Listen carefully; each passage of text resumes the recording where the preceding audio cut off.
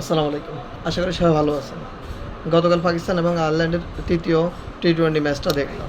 আসলে একটা উপভোগ্য ম্যাচ ছিল। পাকিস্তান এমনই so unpredictable team. Ireland ১৭৮ run করছে ২০ ওভারে। মানে কোনো বলারের পাত্তা পাচ্ছিল না একমাত্র শাহিন আফ্রিদি ছাড়া। এটা একটা আসলে ব্যাটিং উইকেট। যদি ১৭৮ রান মডার্ন ক্রিকেটে আসলে ২০ ওভারে খেলা এতটা মানে বড় স্কোর না। এই উইকেটে এটা কোনো বড় স্কোর না।